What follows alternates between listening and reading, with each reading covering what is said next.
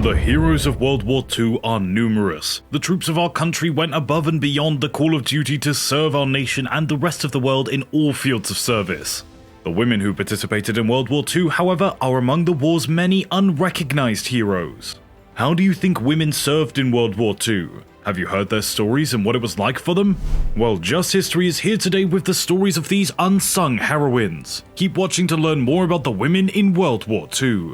Women have served since the American Revolutionary War, but up until World War II, males typically launched and participated in conflicts. During World War II, American women contributed significantly to the war effort. Women were required to perform tasks previously performed only by men due to the war's escalating demand for military supplies and the large number of men fighting overseas.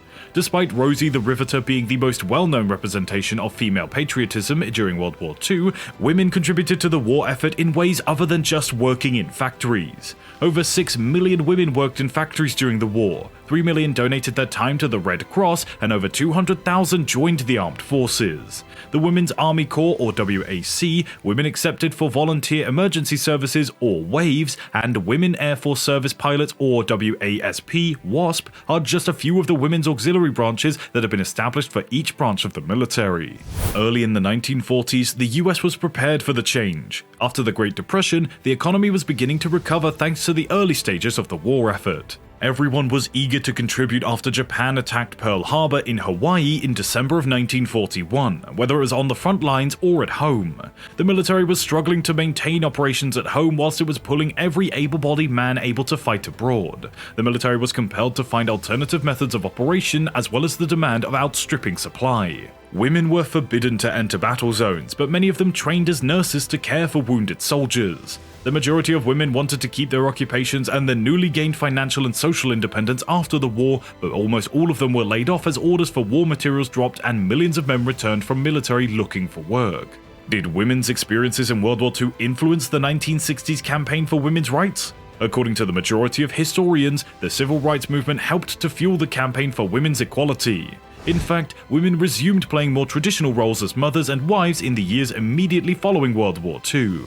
It's a common misconception that American women began working outside the home in significant numbers during World War II. In actuality, in 1940, roughly 25% of women had jobs outside the home.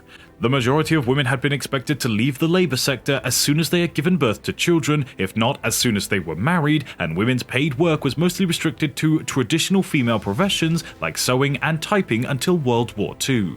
Both the kind of labor women did and the amount of it changed as a result of World War II. Between 1940 and 1945, 5 million women entered the labor force. Women had chances because of the gap in the labor force that the troops' departures caused. Particularly during World War II, numerous women accepted positions in manufacturing and defense capabilities around the nation. With regard to the aircraft industry in particular, where women made up the majority of workers in 1943, these roles offered women previously unheard of opportunities to enter professions that were traditionally supposed to be reserved for men. However, the majority of women who were employed during World War II did not work in the defense sector. The majority replaced males who had previously held other factory or office occupations. Even though they frequently made more money than ever before, women nevertheless were paid much less than men for performing the same tasks. Nevertheless, a lot of people attained an alluring level of financial independence. If you're still watching this video, then don't forget to click the like and the subscribe button. During World War II, working women, particularly mothers, faced numerous difficulties. Eleanor Roosevelt pushed her husband, Franklin Delano Roosevelt, to establish the first US government childcare facilities under the Community Facilities Act of 1942 in an effort to address the dual role of women as workers and mothers. In the end, 7 centers were constructed serving 105,000 kids. The First Lady also pushed business executives to construct excellent childcare facilities for their staff.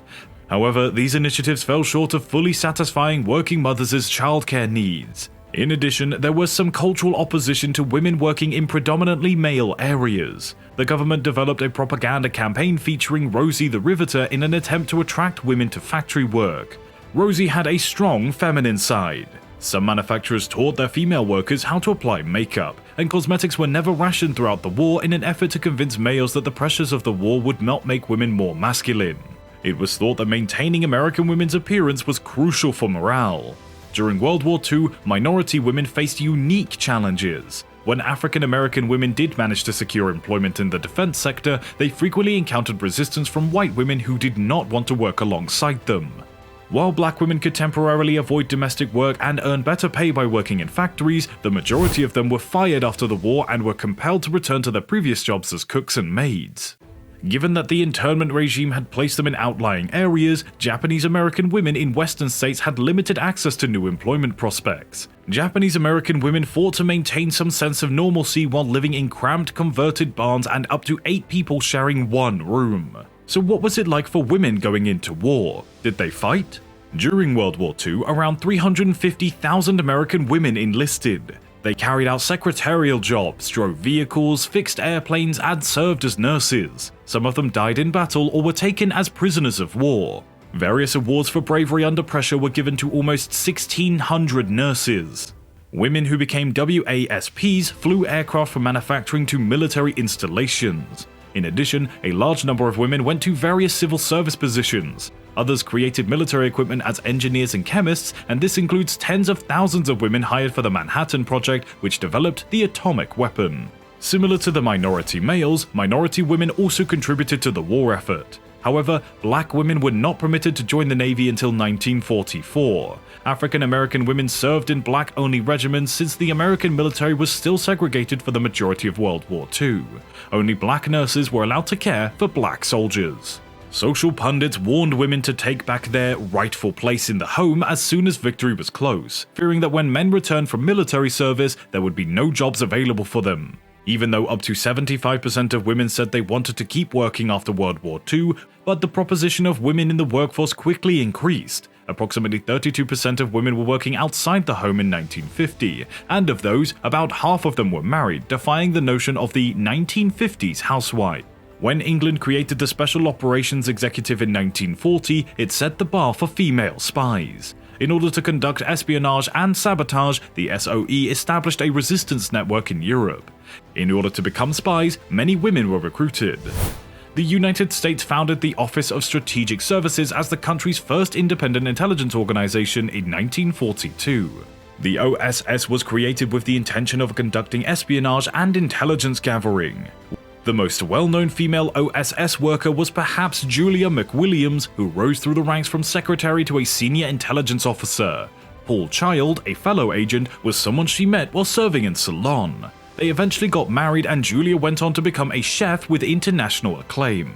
Beyond these formal spy positions, many women joined resistance activities all around the world. They fearlessly took part in covert activities like snooping, moving weapons and supplies, and assisting fugitives. Thus, although men have battled at the forefront with regard to the war, women have also played an important role in assisting in World War II. And with that, we have come to the end of today's video. If you liked our content, then don't forget to click the like, share, and subscribe button, and also click the bell icon to never miss another upload. Refer to other videos on our channel, and stay tuned until we pop up with our next topic.